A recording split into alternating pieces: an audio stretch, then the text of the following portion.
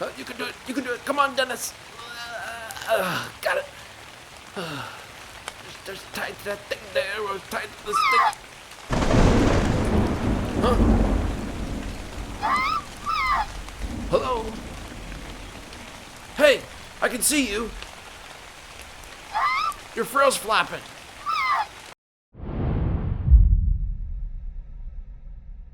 Yeah, I'm gonna run you over when I come back down.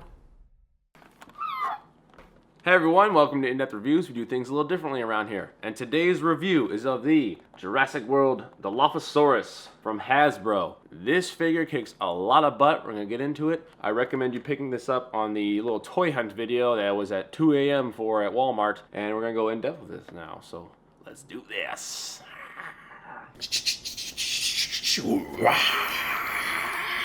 Oh my god. Finally found this guy. I did a video where I was testing them out. That was at a store. I didn't have any money to buy them. Plus he had like a paint blemish on the back there. This guy has a paint blemish. I'll get to him in a second. It took forever to find this guy. I finally found him. I really wanted him. Kind of an aggressive paint job. I'll get into that later, but this is actually a very cool looking toy. Dilos are very underrated. They're very cool, especially in the Jurassic Park universe. So let's do an unboxing. I want to do a very careful job unboxing this because of this green projectile here. Really cool art right there. Launching venom projectile. Push it down. It ejects growling action. And 2 A76 batteries for replacement. Wish it was AAA's, but what can you do? Oh no, girl, hold on. A lot of people were put off by the floppy frill. We'll get to the frill here in a second. Oh my god, she bounces, at least for now. So here we are, the Jurassic World Dilophosaurus.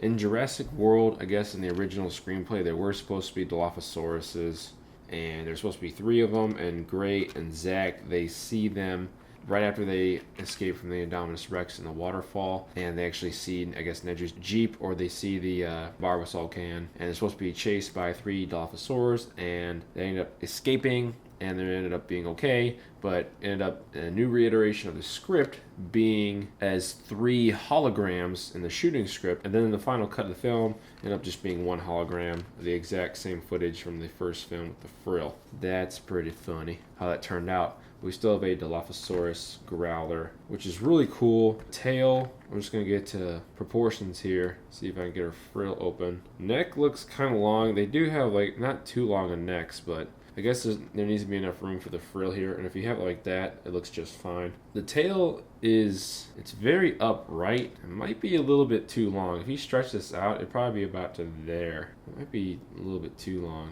I don't know, it might be okay. It's a decently proportioned animal compared to the other animals they've given us, so. Action feature and electronics, let's do this.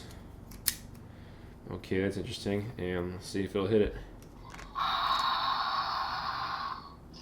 Alright, what am I doing wrong? Isn't that supposed to spit it out? There it goes. Must have had it in wrong.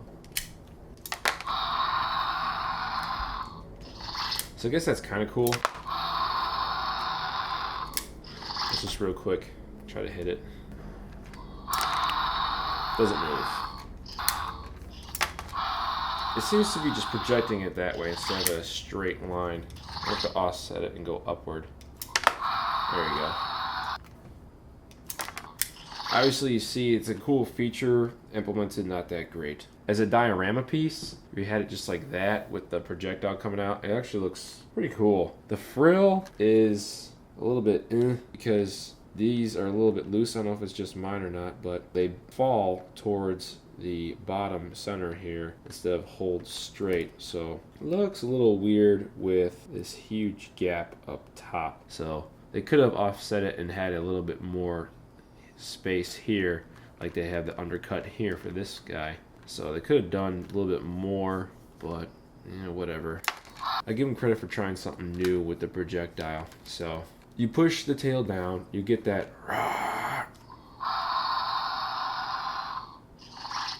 you get like the frill. It's supposed to be, you know, like the little edge scales, you know, moving.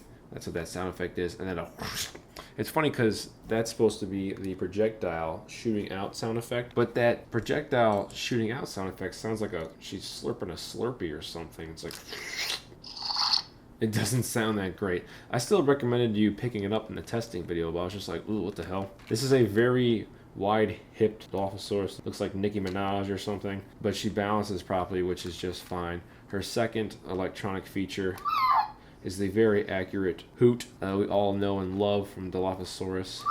Really stupid that it lights up, but what can you do? I really like the jello looking clear red muscle tissue or whatever this is, just like the Ceratosaurus. I really like that. It looks really nice, even if my paint is bled from the bones onto the portion that is the red muscle tissue. And then of course the line cut out of the dial damage button itself. Not that noticeable, it looks pretty good. The other line we have here is this tail one, which is very wide on that side, but not too bad on this side. And then the line for the head to go up and down. Leg articulation, we can get like that, so she's running. It goes up to about there, and you got almost full 360 for the right leg. Not too bad. The feel feels okay. It's a very hard plastic, very hard. The feel is, it's sculpted okay. Got some decent detailing. On the bottom feet, we have our just wide enough feet that she stays fine, and a little bit of a cutout here so she can balance properly. Her arms are in like a striking position. It could have been a little bit more aggressive with the striking, in my opinion. It would have been greater if it was like a little bit wider. Backside, there's screw holes. There's 3 of them. I want to show you real quick the electronic one. In the first film, I'll get to in a second. There's only pretty much one. This hole right there is just a hole from the sound chamber. But there's pretty much only one for the pocket there right on the bottom, and there's no other holes for electronics, and this is electronic as well. So I just wanted to show you that real quick. We're going to get into comparisons here in a second. But we have screw holes. The electronic chamber is on the right hand side instead of the bottom. Kind of lame that they do that, but what can you do, I guess? Electronics are just pretty much display it. If you have it in the box, obviously you don't have to worry about a damn thing, but this side is just ugh.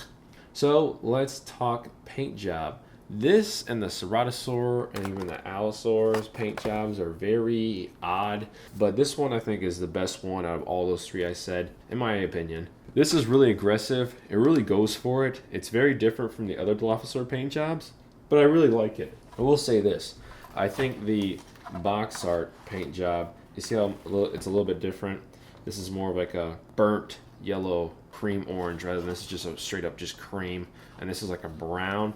And then this one's here's like a red blood brown right outside of it on this frill part right here. And there's no like desaturated neon green edge lining. This one is kind of just faded into the off cream green here. The paint job in this prototype looks far better than the one we got here. I rather would have this Dilophosaurus than this one. But it goes for different, and it does a good job. So I don't mind it that much. And the lime green up top here, it's okay. It ties everything together and it looks decent in my opinion. It's very different. So you see the paint blemish here. She's got teeth on her tongue. Maybe I can somehow swap this out for a new one. But her head looks really good. It's funny because, you know, the Stomp and Strike's got, you know, what I call poopy lips. But this one, it goes for the same thing, but it looks better because it's not just, you know, here, it's on the crest, it's on the frill, it's on the whole body. So it looks great by tying everything together. This is just a pretty damn good looking animal. I really like it. Looks nice. We have paint on the toe claws and the hand claws, so that's great. Unlike some of the lines, it just, even though more expensive figures don't have paint on some of the claws, it's just an abomination. This line is so hit or miss. Before we get into comparisons, I want to show you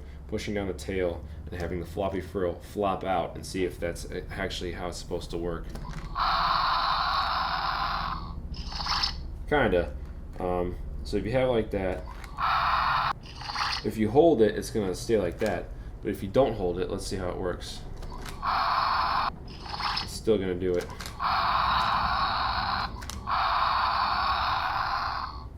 It kind of goes like that.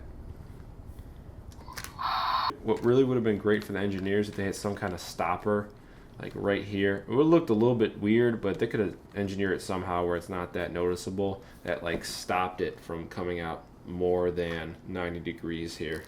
It would have produced a perfect frill every time. But hey, I'm just a kid on YouTube, and I'm not an engineer at Hasbro. So let's get into comparisons, shall we? This is the electronic Dilophosaurus from Jurassic Park. You can see how the legs are very skinny, so wow, they actually did a good job on Hasbro on that one. But this is still, I think, a better toy. You worked earlier. Yeah, pretty much you just died on me. This is hard plastic, and there we go. In the name of Jesus Christ of Nazareth, you will work.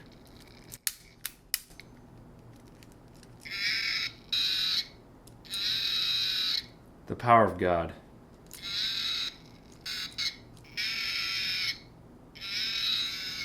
Well, that's that. You can see the skull is a little bit better on the new Jurassic World Dilophosaurus. So that's interesting. But I would say the paint accuracy, even the paint on this this old Jurassic Park Dilophosaurus is just awesome. I think it's better. The frill on this thing's just phenomenal. And it doesn't flop like this Jurassic World one does, because it's removable. And this is really cool. I think this is the only removable Dilophosaurus toy that they made.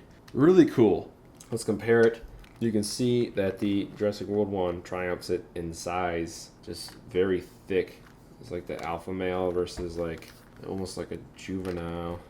Well, it doesn't want to stay balanced without its frill on the head, so I'm just going to hold it for this. You can see the comparisons of her. I'm going to save the best for last, in my opinion.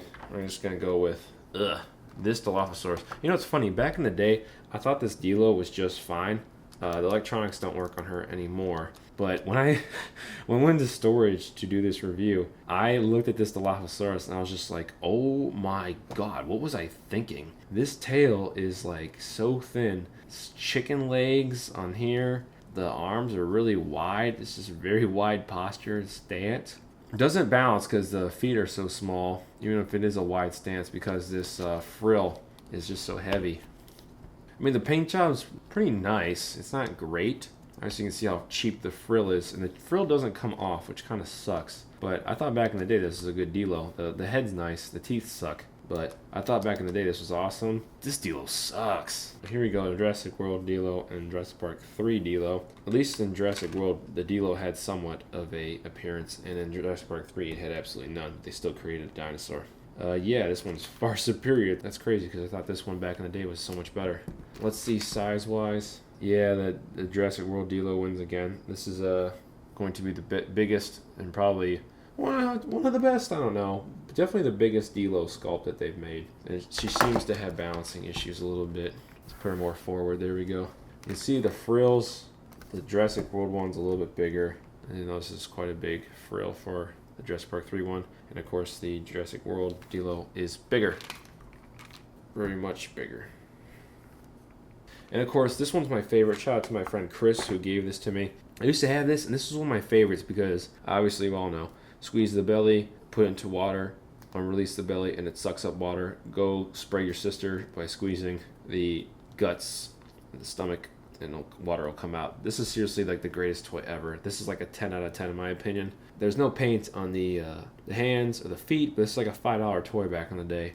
And this paint job, 10 out of 10. The sculpt, pretty much a 10 out of 10. It looks like a Jurassic Park Dilophosaurus. This side more so than this side, probably because this eye is just flat out looking at you, and this eye is like looking forward. So this looks really nice. And the feel is the reason why, besides the action feature, why this is like a 10 out of 10. This is like a reptile I'm touching right now. This rubber, the ribbing, the pebbles, everything on this guy. This is, my opinion, the greatest Dilo toy. And I would say this one was probably second. But I think I'm going to say this one might be in second or third. So we'll find out here in a second. Here's the size comparisons of the Spitter and the Jurassic World Dilophosaurus. You can see it once again triumphs and wins. But I think overall as a toy, the Spitter here is better. So really cool. Really cool. Let's do humans. And I'll do a couple. We're going to do Jurassic World items. So here is Billy Brennan and a Dilophosaurus. This is more in scale to real life, I would say. Dilos are pretty big from what I remember. Granted, it's been 14 years. I guess I'm not that much of a dinosaur expert as I used to be, but I know Dilos are very tall and very big animals, so this is more in scale to real life. And this is not in scale to real life and not in scale to the Jurassic Park film universe either. So, very interesting. Here's a small theropod, Allosaurus, and the Dilophosaurus. Nowhere in scale to one another because Allosaurus, I think in real life, are the same size-ish as the Dilos. And in I would say in real life, the Dilos compared to the Dilophosaurs of the film, Allosaurs are way bigger. So this is not in scale at all. And this paint job on this Allo is so crazy that this is actually, I guess, more of a realistic artist rendering than this one, I would say. So I don't think these are really that play compatible. Here's another Growler, Velociraptor Blue. Very, I would say play compatible. They're almost the same size. So I can say blue is play compatible with the Dilo. Young T-Rex and this Dilo. I would say that's play compatible. Looks really cool. Yeah, I would say that's play compatible. I got some herbivores. Parasaurolophus. Very play compatible. Look at this. This is actually really cool. Pachycephalosaurus Series 2. Let's say that's play compatible. Triceratops. I would say that's play compatible. That looks really cool too. Last herbivore. Lost World Stegosaurus. I would say that's play compatible as well. And last two are Chomping Rex. I think this Dilo is a little better looking than the Chomping Rex, but I'd say it's still play compatible. And the big dog, the Stomp and Strike, and the Dilo. And I think the Dilo looks better than the Stomp and Strike. I would say those are pretty much in scale with each other too. I'd say it's pretty much play compatible. So what are we gonna give this guy out of 10? Tough, very tough. The action feature is as a diorama. Not very movie accurate, but I think it would be really cool as a diorama. Bam, so there you go, there's a diorama. The frills are a little bit too floppy. People were turned off by that, but that's really not that big of a deal. I wish they would have put a stopper there. The paint job is kind of different, but it's the best different out of the whole line in my opinion. The animal balances well. The animal's got a nice big thick tail. Might be a little bit too big, but it looks really nice. The neck might be a little bit too long, but it looks okay. I wish the hands were a little bit more aggressive. But this left side looks great. Obviously the screw holes suck. Electronics on the right side instead of the underbelly sucks. But the paint job is actually really nice. It feels really good. Has a decent action feature. And yeah, I really like this. I think I'm going to give it an 8. And I suggest you picking it up. If you can find it, this stuff's becoming obsolete. This is actually a really cool figure. So thanks guys for watching. So that was the Dilophosaurus from Hasbro's Jurassic World line. I recommend you picking this guy up without a doubt. If you aren't already subscribed, click the subscribe button. If you didn't give this video a like, do that down below. It doesn't take that much, just click the button. So thank you once again for watching. This has been an in-depth review. Catch you guys on the flip side. Rah, rah.